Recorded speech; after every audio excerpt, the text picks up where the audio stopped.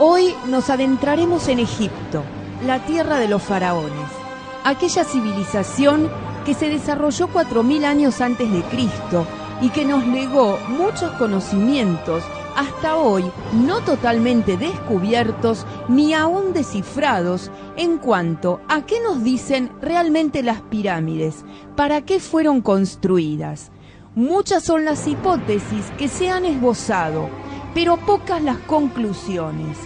También nos adentraremos en otros programas, en los jeroglíficos, en su significado. Analizaremos las naves que se encuentran descritas allí, las lamparitas eléctricas, quiénes son los dioses serpientes que como humanos vemos repetidos en distintos de ellos. No son pocos los enigmas que rodean a esta magnífica civilización. Poco antes de llegar al delta del Nilo, sobre la ribera izquierda del río que lo alimenta, allí, en ese lugar denominado Gizeh, se levanta un conjunto majestuoso de pirámides. La primera, históricamente, la pirámide de Keops, sobrepasa a todas. Es conocida como la Gran Pirámide, ubicada a casi 460 metros de la segunda pirámide. Es la más grande de todo el mundo. Mide 147 metros de altura y pesa 6 millones de toneladas. Le falta lo que se llama el piramidión, supuestamente de oro y situado en su vértice superior.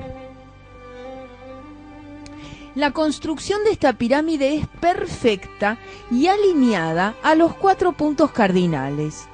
En el interior vemos un complejo sistema de cámaras, túneles, pasillos y galerías. Existen 3 cámaras, una subterránea y 2 en la superestructura. La cámara del rey, cuyo sarcófago se encontró vacío cuando los árabes la abrieron por primera vez en el año 820 después de Cristo. Tenemos la cámara de la reina, cuyo sarcófago es mucho más grande que la entrada a la cámara. Por ese motivo, se supone que se colocó allí antes de que se cerrara el techo.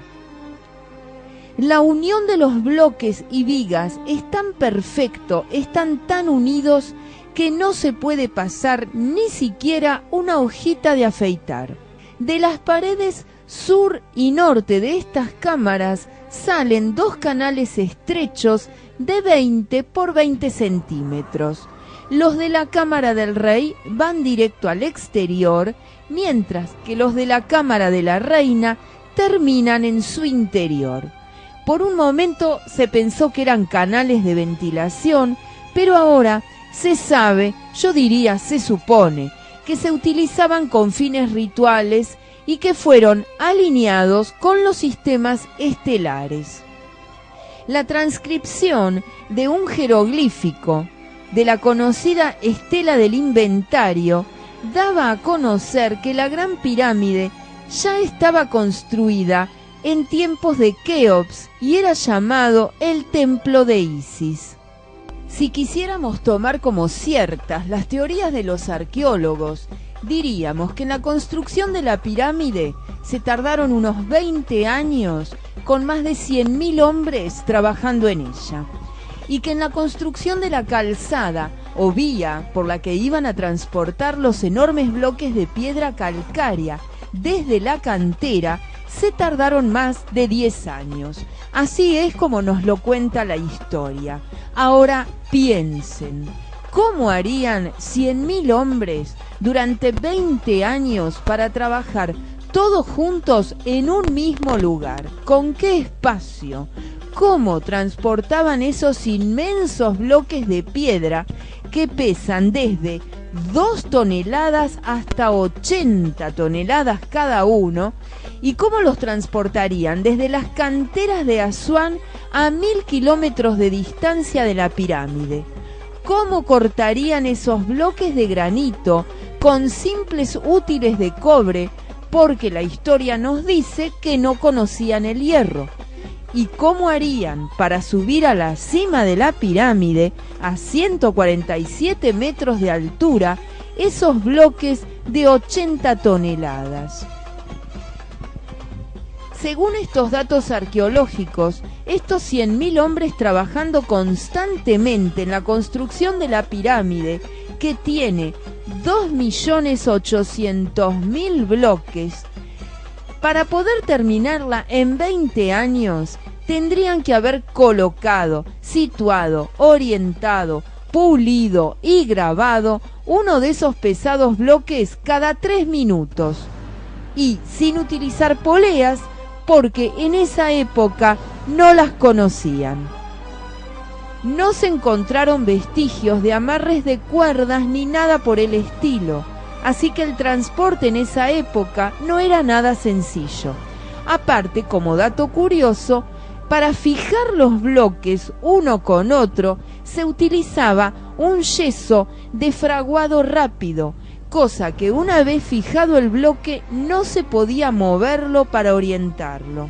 Otro dato curioso: un equipo de investigación español encontró en el fondo del pasadizo de la entrada a la pirámide, de la verdadera entrada a la pirámide, un fragmento cilíndrico de madera que científicamente se demostró que pertenecía a un bloque de granito que se encuentra en la entrada y que sirvió como un sistema de cierre. Ahora fíjense un dato curioso, que cuando llevaron a la Universidad Americana a analizar este pequeño cilindro de madera, los científicos se asombraron porque el carbono 14 dató del 2016 después de Cristo este hallazgo. Es decir, ¿qué nos quiere decir? Que viene del futuro. Ahora, si analizamos el propio sistema de cierre de la entrada a la pirámide, que se encuentra in situ y cualquiera puede verlo, vemos que se trata de un bloque de granito con 6 orificios que corresponderían a 6 cilindros de madera, como el que se encontró en el fondo del pasadizo que nos conduce hasta el mismísimo punto central. Un científico inglés examinó los orificios donde supuestamente se insertarían esos 6 cilindros y encontró las marcas de una broca algo extrañas. En primer lugar, esa broca tendría que tener o haber tenido una dureza 500 para poder haber trepanado de la forma en que lo hizo ese bloque de granito. Tengamos en cuenta algo. ¿Cuál es la piedra más dura que hay en nuestro planeta? El diamante. Y su dureza se mide en mos. Y acá estamos hablando de que esa broca, para horadar ese granito, tendría que haber tenido una dureza 500. Y recuerden este dato. Según los cálculos de este científico inglés, en base a la medida de separación de las marcas dejadas por la broca, el proceso de perforación con el que se trataron los orificios del bloque de cierre fue 3 veces más rápido que como hoy en día lo hubiéramos conseguido con nuestro sistema, pues hubiéramos invertido muchas horas de trabajo. Por otro lado, a cierta distancia del nacimiento del Nilo se encuentra una tribu, los Dogones, anclada en la prehistoria, que afirma que hace 10.000 años una extraña arca de luz vino del cielo. Fíjense la imagen para describir una nave espacial. Dice esta tribu, de esa arca salieron unos seres mitad pez, mitad hombre, llamados instructores, y decían venir de una estrella llamada Potoolo, o sea, Sirio B. Contaban que en ese sistema estelar había una estrella de gran magnitud llamada Digitaria, y acá está haciendo referencia a Sirio A, y que Potoolo rotaba alrededor de Digitaria en un tiempo de 50 años. También decían que una simple cucharada de la estrella Potoolo pesaba más que todo nuestro planeta. Según las comprobaciones científicas que se hicieron al respecto, los dogones conocían exactamente el sistema estelar binario de Sirio. Cuando este se descubrió por primera vez en el año 1824 y se pudo observar en 1864 con un telescopio. Pero en 1972 se comprobó que la estrella Sirio B tenía un período de 50 años alrededor de Sirio A. Y fíjense que esto lo estaba diciendo una tribu anclada en la prehistoria. Cuando se analizó mediante un sistema espectral la densidad que tendría la estrella Sirio B, casualmente daba dureza 500. ¿No les parece extraño que justamente encontramos en Sirio B dureza 500, igual que la dureza que hay en esta pirámide?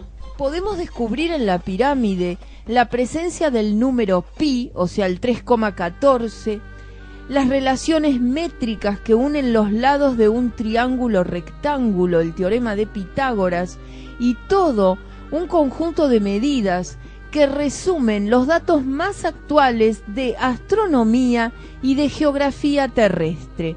Por ejemplo, la Gran Pirámide está situada en el centro del país de Egipto y si prolongamos sus diagonales, el trazado así obtenido divide en parte igual y exactamente el delta del Nilo. El meridiano que pasa por la cima de la pirámide divide al delta en dos partes iguales. Es el meridiano terrestre que atraviesa más continentes porque divide tanto al este como al oeste las tierras emergidas en dos partes iguales con respecto al grado 30 de latitud norte.